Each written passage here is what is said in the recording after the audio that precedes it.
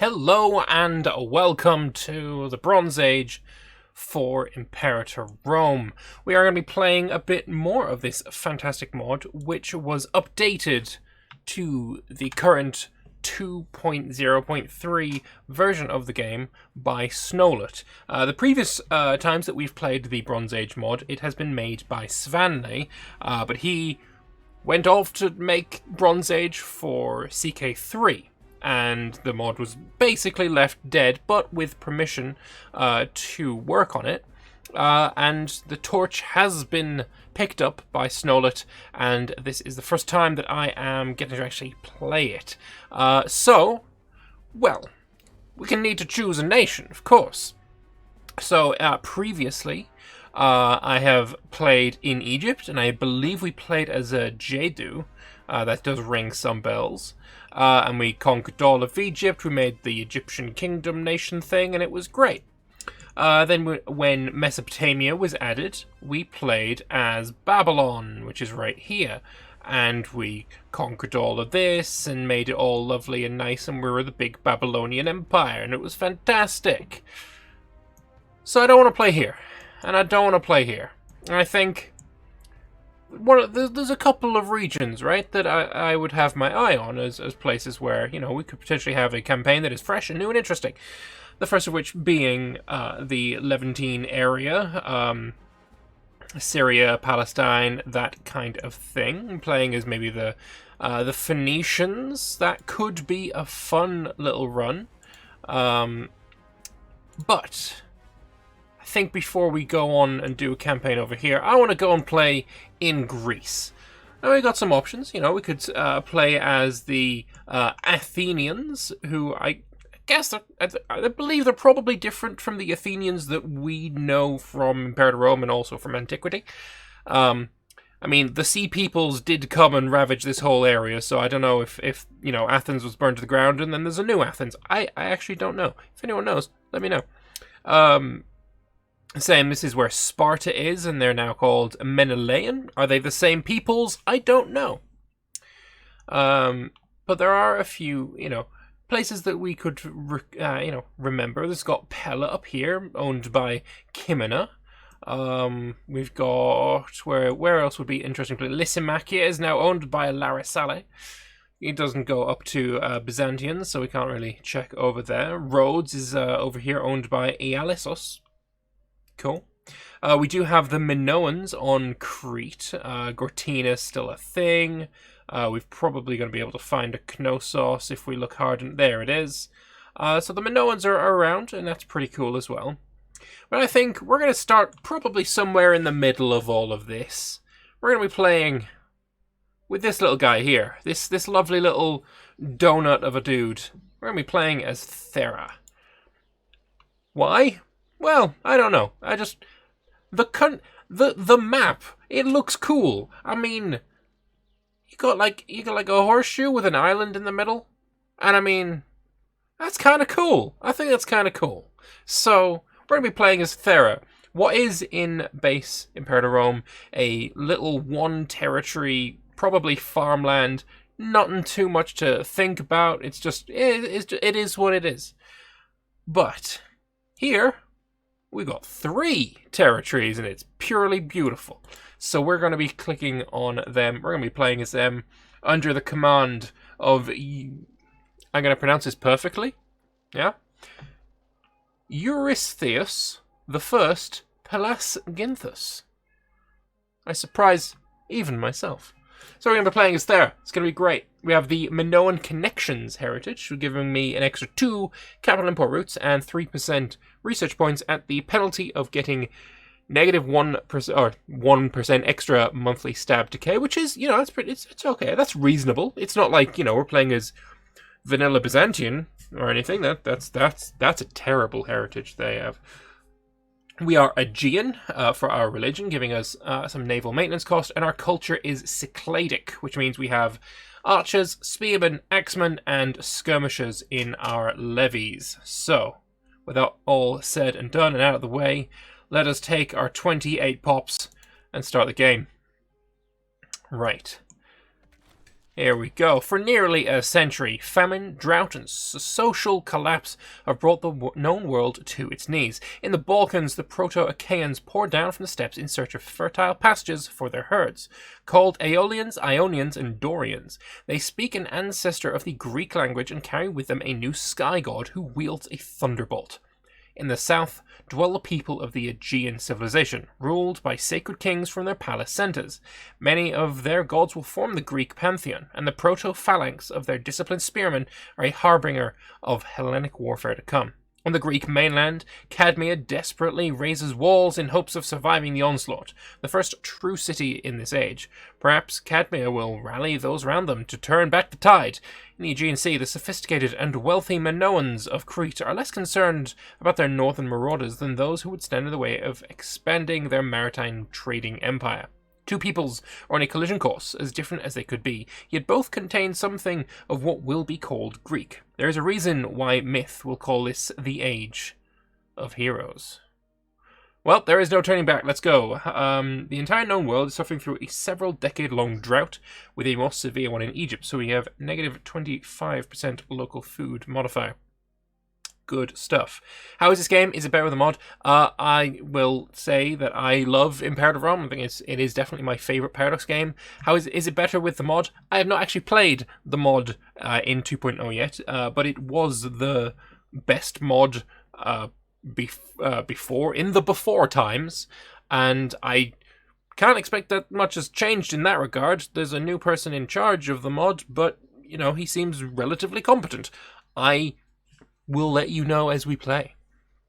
So, what have we got here? We've got one city, we've got two territories, we have some spices, we have some fish, and in our capital we have some saffron. So we can tell immediately there's some new trade goods. Let's have a look at them. Strategic resources, there's a lot more of them. So we also now have copper, which we are going to be able to get some taxes, some discipline, and you need it for axemen, and you need it for heavy chariots. Oh, we have tin, giving you research points and discipline, and we have cedar, which gives us recruitment speed. We've got surplus in the capital, giving us discipline on our ships as well, which is kind of cool. I wonder if these changed as well. Oh, wow. You will unlock... is that just 4 different types of ships, maybe? I'm not sure.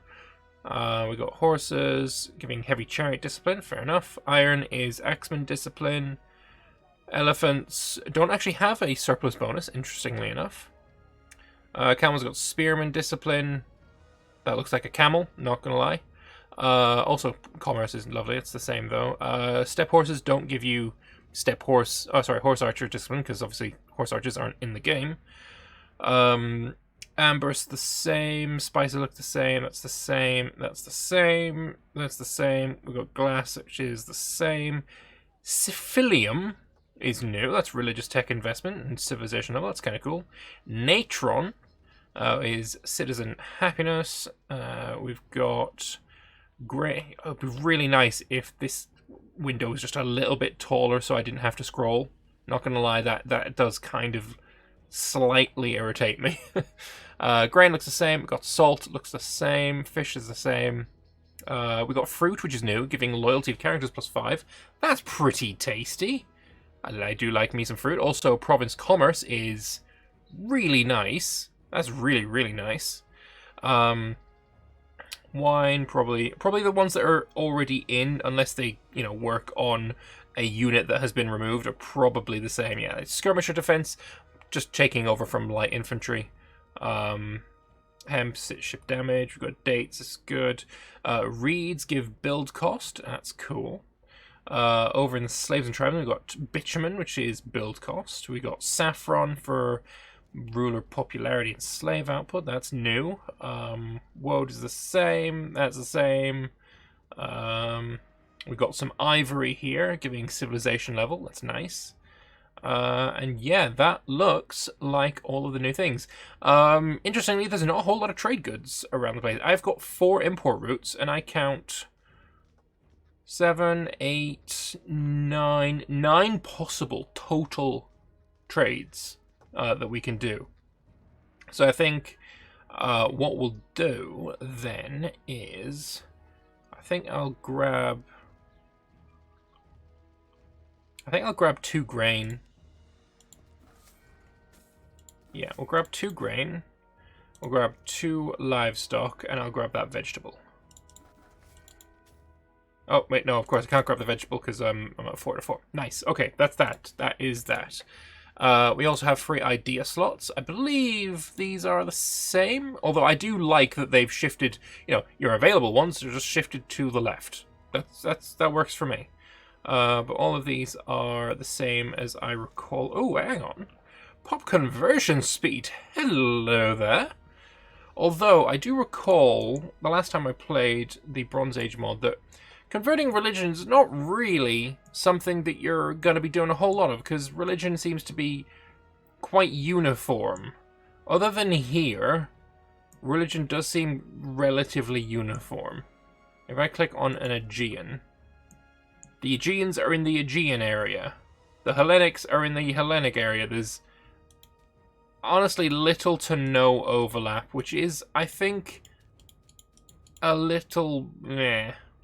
We got the Sibyllians, again, no overlap with the Aegeans. I do think that should change. It just makes it so that if you are not in a region that has, the potential to conquer into another religion's area, so say the Elamites and the Chaldeans fighting each other, really, religion is just plays no part. So if I want to not bother with religion, I'll go and conquer the Peloponnese and Crete and completely ignore Anatolia, something like that. I do think there should be some more overlap with the religions. That would be very nice indeed. Culturally, we are Cycladic. We've got Minoans on Crete, Pelasgians in the Peloponnese. There's a bit more spread outness, like there's more different cultures around here, but still I feel like they are a little bit too uniform again, especially Egyptian has now been switched into lower and upper Kemetic, which I think has changed since the last time I looked. But yeah, there's no Minoans anywhere but Crete. There's no Pelasgians anywhere but the Pelasgians where they live. I do think that it may be improved if those were a little bit more, spread out. I don't know. I don't know the history behind it, but I can't imagine they would be so uniform. Alright, so I don't think we're going to be going with that religious conversion speed. That just does not seem useful. Actually, these are both changed as well. Monthly war exhaustion and omen power. I think we'll go with omen power for our religious one. Military, I can't see morale of armies not being the best there. And for civic, I'm thinking I like that province commerce income. Yeah. So with all of those activated, I get no navy attrition whatsoever. All right then, and we get some national slave output as well. Lovely stuff. All right. Our administration, we can see Cyclades. We've only got obviously the one province right now, so we'll just leave that as it is. Omen-wise, we have some Greeks, it seems. We've got Ares, we got the Proto-Hermes, we have Ariadne. I don't think I can't really make a connection to the ones we already know. And we also have Velcanos. Right now, I think probably I would go with Hermes for the Freeman Happiness. Their shrine is over there. We've got Velcanos with his shrine on Crete. If we wanted to change, what else have we got that is available? Experience gain and manpower recovery speed. That's pretty good for Athena. Pipituna, archer maintenance cost and archer discipline. And then Poseidon, naval maintenance cost and ship damage taken. That's pretty decent as well. If we want to get rid of Hermes, we've got stuff like, that's crap. Dactyls. It gives build cost and research points. That's really nice, actually. Dictina, capital import routes, and commerce income. That's fucking amazing. We're probably going to be switching to Dictina because I do like me some Dictina, And then we got Hephaestus, which is more than likely in Hephaestus. Hephaestia. Like, I imagine it's going to be... Which one's Hephaestia again? I think it's this one. He's going to be there. Polyocny, yeah, there it is. That gives slave output and obviously civilization change. Yeah, I do like me some dick, Tina. Yeah, no, that works for me. Do I want to just do that right away? I think we're going to switch to the dick right away. Dick Tina, I mean, yes. Is Ariadne the daughter of Minos? You know, you might be right, but I don't know. She has no holy site, so I can't really say anything about her. You might be right, though. I could not say. If we wanted to switch her out, though, although... I mean, pop assimilation speed is so good in vanilla. I'm just not sure how useful it would be here. But if we were to switch it out, we could either get some real popularity gain and stability change. That's not bad. Or religion, happiness, and conversion speed. I mean, the religion happiness is good. Like, the passive effect there is really good. Conversion speed is it's just not worth it. And then for this one, we currently have manpower and freeman output. We could either get capacity plus 10% is not bad, and growth is really nice. Manpower and freeman happiness, traveling happiness, and unintegrated culture group happiness. Persephoneia. I really like this one. We'll probably end up swapping out for Aletheia. That's really nice. Alright. Oh, apparently the Navy attrition buff is a temporary fix to a crash that happened with navies. Fair enough. Well, and if that's the case, then, you know, there's no complaints to be made. We also have 2 more imports, so we'll grab ourselves... probably gonna get... Oh, we get some wine now. Why did that become available? Or was that all of us available and I didn't see it? There's a potential, you know, that's a possibility. I mean, we already have livestock. It's 0.3 ducats each. Olives are cheaper. Wine is the same. Vegetables is cheaper. I think I'll just get 2 more livestock. That works for me. Invention. Oh my! I forgot that the Bronze Age had a very lovely system of extra development and advancements and stuff.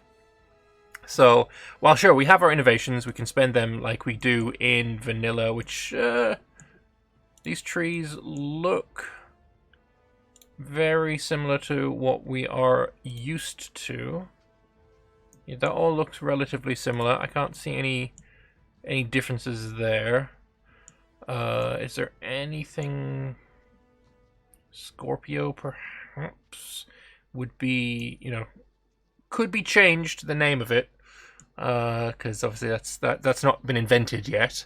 Boeotian helmets, and maybe that could be changed, but otherwise it looks relatively similar, relatively the same when it comes to this stuff. But down here we have development. I believe, do I have some points? I do.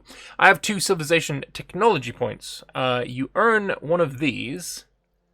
You gain 2 when all 4 technologies have passed 1 level. So because I'm 1-1-1-1, I gained 2 civilization technology points, which I can spend on, you know, unlocking a level on any of these.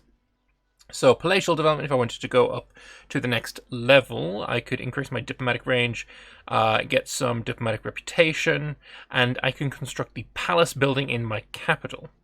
For trade, it will let me establish foreign trading colonies, which could actually be really tempting, if I'm being honest. Writing advancement gives me some taxes. We've got law progress, giving loyalty of characters and unlocking new laws. Urbanization, decides citizen ratio and extra city building slots. And I do think I recall city building slots being limited heavily in Bronze Age. Bureaucracy unlocks 3 new ideas of each type. Oh, right, that's how they're unlocked. So right now, we only have, you know, these 3 ideas. To get these ones, we need bureaucracy level 1. Oh, that's really smart. That's really smart. That is such an interesting way of doing it. So if I wanted, for example, siegeability, I would need to take that civilization advancement. I really dig that. I'm mostly sure it's the same as it was, but like, it's really cool. It's really, really cool. So we got those as well. Subject state and agriculture. Yeah. So I think definitely that could be worth looking into. Then we got military structure, giving extra morale of armies and fort defense, and then irrigation, lowering the price of farming settlements and increasing the population capacity of our territories, which is really, really cool. Law progress. I wonder how many laws am I able to take right now? Not very many. So you need level 2 civilization technology in law to be able to get royal guard and have yourself a legion. That's not cheap. This one just takes land tithe, so that's not it. This one just takes an invention. Okay, this only takes an invention. That takes an invention. Okay, so it does seem like it's just law 2 there. It's the military reforms. Oh, it was bureaucracy. No, it wasn't. Which one was it? Oh, that just unlocks new laws. I mean, it doesn't unlock too many new laws, though, does it? It's just the military laws. Okay. So I want to unlock new mechanics, I think. So I think we're going to go with trade missions for the foreign trading colonies. And yeah, we'll do that. Also gives us 2 extra trade routes. And for our second one, maybe palatial, right? Because it'll let us build a palace in our capital. Let's have a look at what that building looks like. Oh, is that off the edge? No, theater is off the edge. Maybe that could be looked at. But where's the palace? It's not city infrastructure, and also that might need an update. Oh, there we go, palace. So the palace gives you local tax 30%, population capacity plus 10, territory provincial loyalty plus 0.1, and 2 extra local import routes. Now that is legit. That is really, really good. Because it gives loyalty in the province, I imagine palatial development, yeah, allows the building of a palace in any provincial capital. Palatial 2. And that is any city. Oh my god, that is fucking amazing. Alright, but what do I want for my second? I think, yeah, I'll have a palatial development. That does seem reasonable to me. And also, we got to spend our inventions. If they're all the same, I think going straight down for river barges might be nice.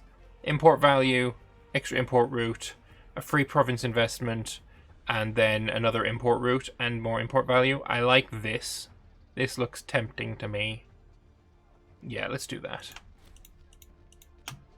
Lovely stuff. So we've got 4 extra trade import routes, and it seems that I have expanded my range with those 2 advancements. So maybe we'll cancel a couple of those sheepy dudes, and now we can instead a double stone and maybe a double earthenware. We could get a second fish. If I could get a spice, I would get a spice, but I can't. We can also get 1 ivory. I think a double earthenware, double fruit for the loyalty of characters. Yeah, let's get double fruit. And that looks like it's coming from Egypt, Gebtu. So we'll trade for that loyalty of characters, and now we've got 2 more trade routes. Oh, that earthenware is tempting for the Freeman output. But the stone for the build cost, I think we'll go for the build cost. So that means I believe I'm trading with someone in... Yeah, we're trading all the way down to Gebtu down here. Wow. That's tempting. That's not tempting, it's done. Double honey. That is possible as well. For the diplomatic reputation, I believe diplomatic reputation does let people trade with you a bit more, or it gives you... I know it gives you something with regards to trade. What was it? What was it that you got from high Diplo rep? Do I see my Diplo rep anywhere? Where would you see that? It'd be Diplo screen, maybe. Gives aggressive expansion decay. That's really good. I just wanted it did something with trade, like increase the amount that you get income-wise from trade, something like that. Is it worth? Is it 3 Diplo rep? Is that good enough? Versus vegetables, nah. I mean, I can't. Yeah, get a Freeman output. Yeah, that seems reasonable to me. I mean, honey is worth more money, but I don't care. And then over here, we'll do Freeman output for now. Holy sites, do we have a holy site? Where is this? It's in Velkanos. That's not us. No, it's in Phaestus. We don't own Phaestus. It's down here. I guess, yeah, whatever then. Okay. There's some other stuff that we need to do, of course. We'll do a mission, the Matter of the Cyclades, which basically is just going to give me claims on all of the Cyclades region, which is, you know, there's a lot more regions in the game now, and provinces are broken up pretty heavily as well, which is kind of cool. But yeah, Matter of Cyclades seems reasonable. Let's consult the court. And we've got a bad research ratio, we've got some pretender support going on, and 26 minutes in to this, we're going to unpause. As this will be the end of the first episode when this goes on YouTube, sorry that you didn't, like, you know, get any unpausing, except... There we go, we went to the second. We did unpause in the first episode. You're welcome. But yeah, if you're watching this on YouTube, thank you all very much for watching. Hope you've enjoyed this episode, and yeah, check back tomorrow. There'll be another one. It's going to be fun. I'll see you then. Bye.